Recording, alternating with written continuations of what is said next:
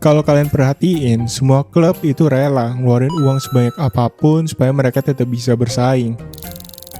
Kayak Real Madrid, mereka nawar Mbappe sampai 200 juta euro supaya mereka bisa ngedatengin Mbappe di musim itu juga. Padahal kontrak Mbappe itu sisa 1 tahun aja. Atau Barcelona yang ngeluarin lebih dari 75 juta euro per musim buat gaji seorang Lionel Messi.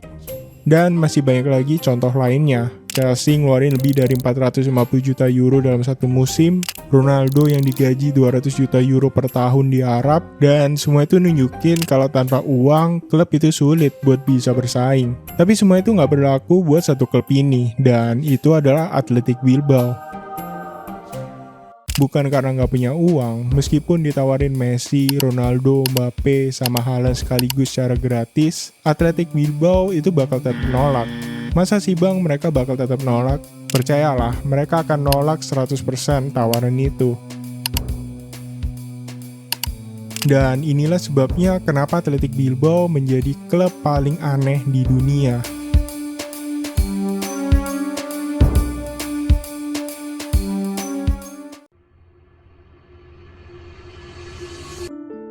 Pasti kalian mikir, kenapa Athletic Bilbao bisa menolak tawaran itu? Semua itu berawal di tahun 1911 ketika Athletic Bilbao keluar sebagai juara Copa del Rey. Athletic Bilbao yang sekarang itu jauh berbeda sama yang dulu. Zaman dulu, Bilbao itu salah satu klub paling jago yang pernah ada di Spanyol. Level mereka itu udah setara sama kayak Real Madrid atau Barcelona. Nah, di tahun 1911, banyak orang itu yang gak suka sama dominasi dari Athletic Bilbao. Mereka dianggap dalam tanda kutip curang buat jadi juara Copa del Rey. Karena pada saat itu, Athletic Bilbao diisi sama mayoritas orang-orang dari Inggris. Dan sebagai kompetisi yang paling bergengsi di Spanyol, Copa del Rey itu punya aturan kalau klub yang ikut itu harus diisi sama orang Spanyol. Ya, memang pada saat itu, mayoritas klub itu diisi sama pemain-pemain lokal.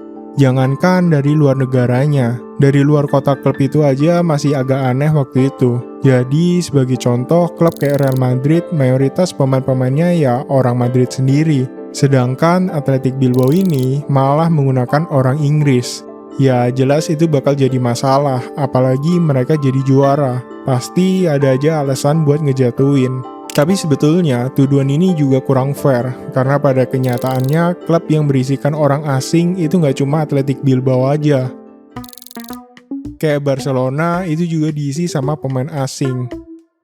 Joan Gamper, pendiri Barcelona yang waktu itu juga ikut main, udah jelas-jelas kalau dia itu orang Swiss. Tapi nggak ada yang mempermasalahkan, soalnya Barca nggak sedominan Bilbao waktu itu. Singkat cerita, Athletic Bilbao ini tersinggung karena mereka merasa kalau mereka itu jago bukan karena orang Inggris saja, tapi karena mereka punya pemain yang berkualitas. Dan dari kejadian itu, Athletic Bilbao membuat sebuah aturan yang sangat ekstrim. Kalau mereka tidak akan merekrut pemain di luar daerah Basque, yaitu tempat Athletic Bilbao ini. Buat yang nanya, apa sih Basque ini?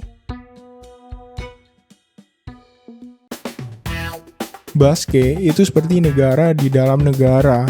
Meskipun bukan negara secara resmi, Basque ini punya pemerintahan otonom sendiri, bahkan sampai ke perpajakan sendiri di luar Spanyol. Meskipun mereka juga masih berada di dalam negara Spanyol. Ya kurang lebih seperti Katalonianya Barcelona, atau kalau di Indonesia mungkin sedikit mirip sama Jogja. Dari sinilah aturan Basque Only Policy itu dimulai.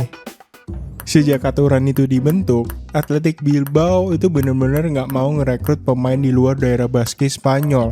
Bahkan, meskipun wilayah Basque ini juga ada di Prancis, tetap aja Bilbao tetap nggak akan merekrut pemain di luar Basque yang ada di Spanyol.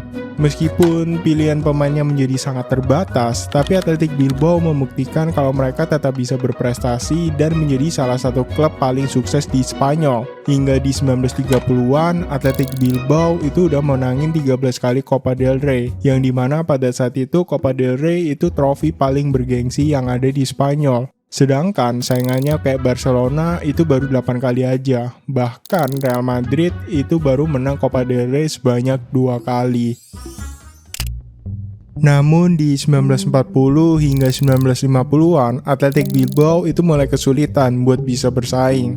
Salah satu faktornya karena di era itu, pemerintah Spanyol sedang nge-support Real Madrid secara gila-gilaan, dan klub-klub Spanyol yang mulai diisi sama pemain asing, kayak Real Madrid yang datengin Alfredo Di Stefano atau Barcelona yang datengin Laszlo Kubala. Di sisi lain, Athletic Bilbao itu mulai kesulitan buat meregenerasi pemain-pemainnya. Buat solusinya, akhirnya Bilbao ini mulai melonggarkan aturan mereka. Sekarang mereka udah bisa ngerekrut pemain yang lahir di luar Basque dengan syarat mereka harus memiliki keturunan Basque Spanyol. Atau nggak apa-apa mereka nggak punya keturunan Basque, tapi mereka harus tumbuh di lingkungan sepak bola Basque.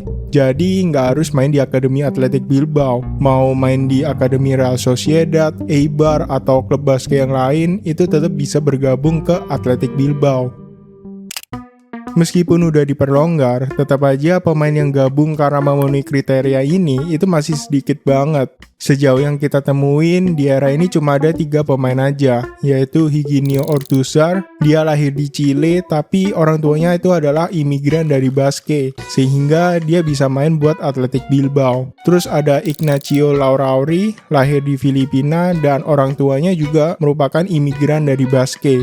Dan terakhir ada Armando Merodio. Dia lahir di Barcelona, dan Merodio ini punya keturunan Basque dari orang tuanya. Tapi dia juga bermain untuk Akademi Baracaldo, salah satu akademi yang ada di Basque. Meskipun nggak bisa membawa Athletic Bilbao sekuat dulu, tapi setidaknya dengan aturan yang lebih fleksibel ini bikin Athletic Bilbao itu tetap bisa bersaing. Dan di 1980-an, Athletic Bilbao berhasil juara back-to-back La Liga di musim 82-83 dan 83-84. Dan nggak lupa, Athletic Bilbao juga memenangkan Copa del Rey di tahun 1984. Di 1980-an, sepak bola Eropa termasuk Spanyol itu udah mulai berubah menjadi sebuah industri yang lebih modern.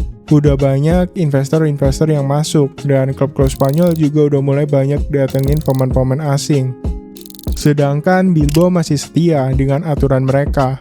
Memang, setelah 1984, Bilbao itu masih bisa ngikutin. Beberapa kali mereka masih menjadi 3 besar di La Liga, tapi lama-kelamaan, posisi mereka itu udah mulai kegeser.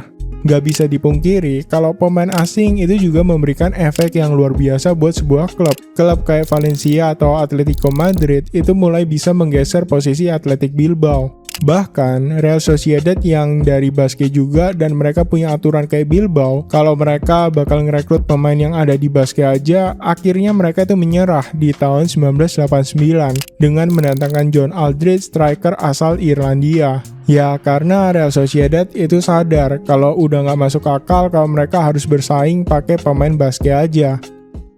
Tapi ini mustahil buat diterapin ke Athletic Bilbao. Ya solusi paling maksimal mereka dengan ngebolehin ngerekrut pemain dari Prancis, tapi yang punya darah Basque juga. Di 1996, Bilbao itu ngedatengin Vicente Lizarazu yang nggak punya keturunan Basque sama sekali. Dia juga nggak pernah main di akademi yang ada di Basque, dan secara teori, seharusnya Vicente Lizarazu ini nggak bisa main buat Athletic Bilbao. Berhubung dia lahir di wilayah Basque yang ada di Prancis, akhirnya dia dibolehin buat masuk. Tapi apakah ngefek? Ya nggak juga. Segede-gedenya Basque, mau itu ada di Prancis, mau itu di Spanyol, ya wilayahnya bakal segitu-segitu aja. Sekarang pertanyaannya, pernah nggak mereka kepikiran kayaknya kita harus ninggalin aturan ini deh? Jelas rencana itu udah beberapa kali muncul. Di 2018, ESPN itu pernah nanyain ke Unai Bustinza yang waktu itu main buat Leganes dan sebelumnya dia main buat Athletic Bilbao. Dia ditanyain gimana tanggapannya mengenai aturan Basque Only Policy yang bikin Athletic Bilbao ini jadi nggak bebas. Bustinza ngejawab kalau dia lebih baik melihat Athletic Bilbao itu terdegradasi daripada harus ngerubah filosofi ini. Terus di 2022, Ander Herrera dipinjemin dari PSG ke Bilbao. Waktu di Bilbao, Herrera pernah nanya ke staff yang udah kerja buat Bilbao lama banget. Gimana? Mending ganti filosofi atau Athletic Bilbao terdegradasi? Jawabannya juga sama. Lebih baik dia tuh ngelihat Athletic Bilbao terdegradasi karena menurutnya basket only policy itu yang membuat Bilbao ini menjadi sangat spesial. Ya, segitu sakralnya aturan ini bagi mereka. Jadi kalau balik lagi ke awal, kalau seandainya mereka ditawarin Messi, Ronaldo, Mbappe, Haaland sekaligus secara gratis, 100% mereka bakal menolak. Terima kasih sudah menonton, jangan lupa like, comment, share, and subscribe kalau kalian suka sama videonya.